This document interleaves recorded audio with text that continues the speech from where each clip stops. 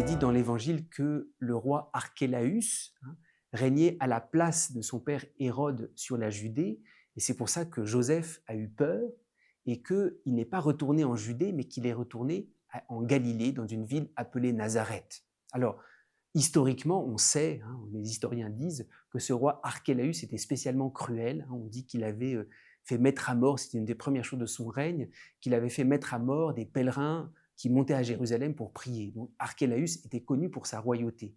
Mais ce qui est impressionnant, c'est qu'on nous parle de la peur de Joseph.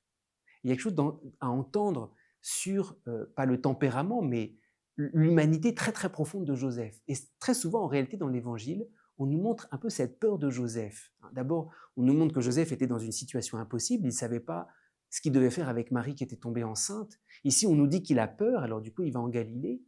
Et puis, on nous dit aussi, dans un autre évangile, que Joseph a été dans l'angoisse.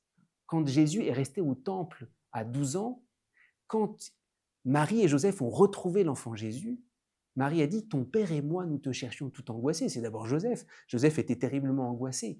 Ça doit enlever cette image d'un Saint Joseph complètement imperturbable, un peu hiératique, j'allais dire qui gouverne les choses comme un patriarche assis sur son siège, mais qui est un peu insensible. On nous montre que Joseph ici, il était terriblement humain. C'est quelqu'un qui a eu peur, c'est quelqu'un qui était angoissé.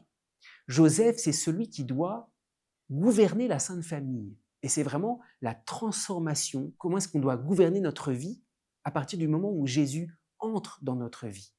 Et au fond, qu'est-ce qui nous est dit ici? La première chose que fait Joseph, ou que lui-même vit, c'est qu'il prend conscience de ses forces, mais aussi de ses faiblesses. Il a suffisamment de force pour partir en Égypte, mais il a une faiblesse en lui qui se traduit à travers une certaine peur. Il n'a pas la force d'aller en Judée, d'affronter ça. Il va en Galilée. Et c'est très important comment gouverner notre vie à la suite de Saint Joseph.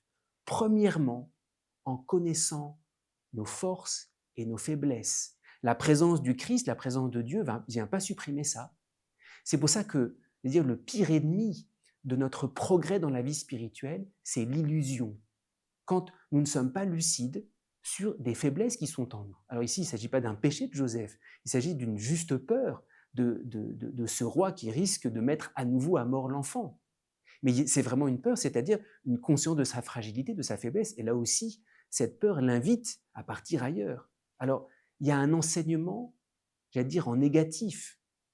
Joseph est sans illusion sur ses forces et faiblesses, et c'est ça qui le conduit à avancer avec l'enfant Jésus. De la même manière, peut-être la première chose à l'école de Saint Joseph, c'est de quitter cette espèce d'illusion spirituelle et de connaître avec justesse nos qualités d'homme travailleur, mais aussi nos limites, nos peurs, et c'est à travers cela, du moment où nous sommes lucides, nous pouvons aller beaucoup plus loin que quelqu'un qui a beaucoup de force, mais qui est dans l'illusion spirituelle sur lui-même. Joseph ne nous est pas montré comme un homme tellement fort que rien ne peut l'atteindre.